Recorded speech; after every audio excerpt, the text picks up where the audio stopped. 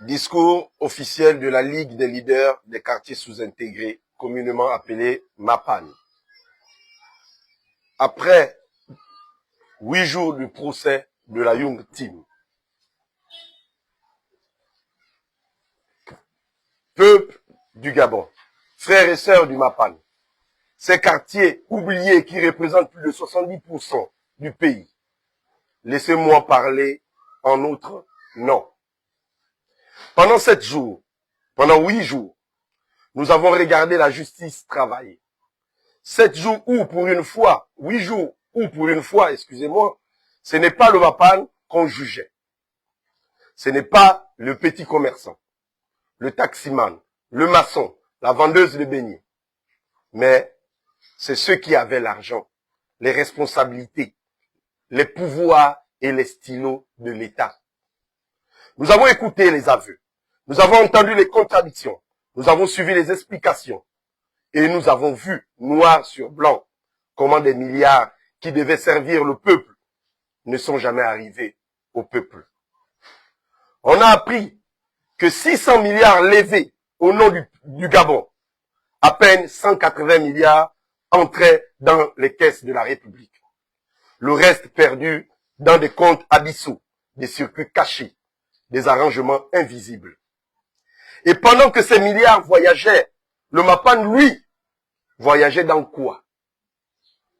Dans la poussière, dans les routes coupées, dans les hôpitaux sans lit, dans les écoles sans bancs, dans les familles sans électricité et sans eau.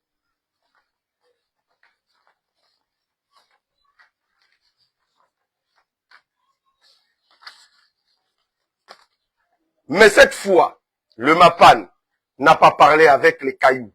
Le MAPAN n'a pas crié dans le vide. Cette fois, c'est la justice qui a parlé pour nous. Et aujourd'hui, nous le disons clairement, nous sommes satisfaits du verdict. Pas parce que certains sont tombés, mais parce que la justice s'est levée. Parce que la vérité a pris la parole. Parce que pour une fois, ce n'est pas le fort qui écrase le faible, mais le droit qui juge le fort.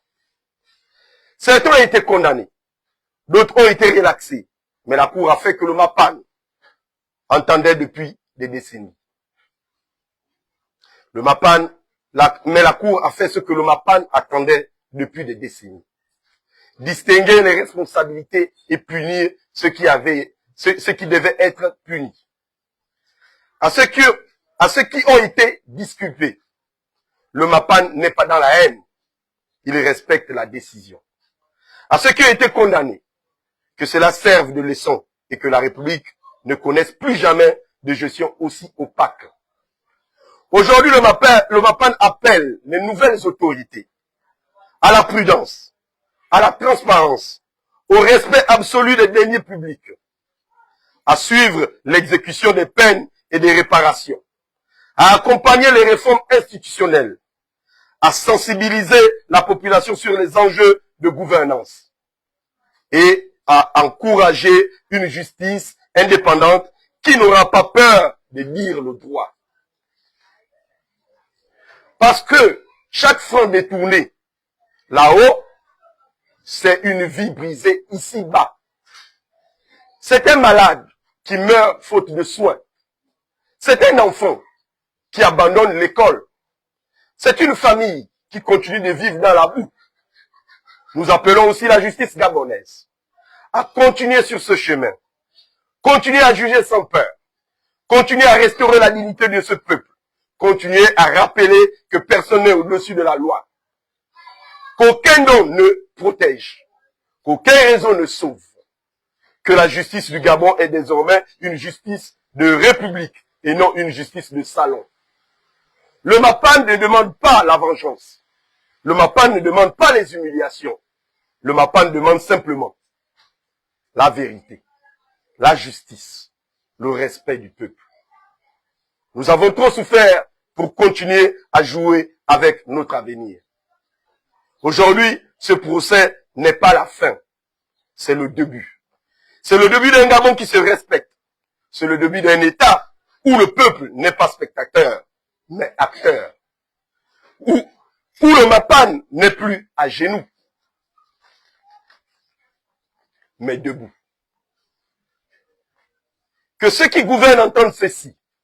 Le peuple regarde, le peuple écoute, et désormais le peuple comprend.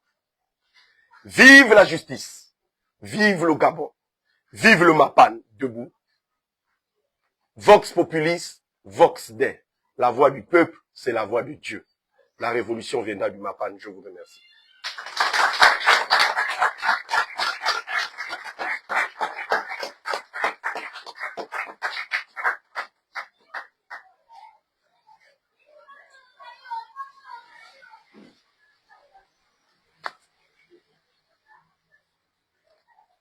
C'est embrouillé comment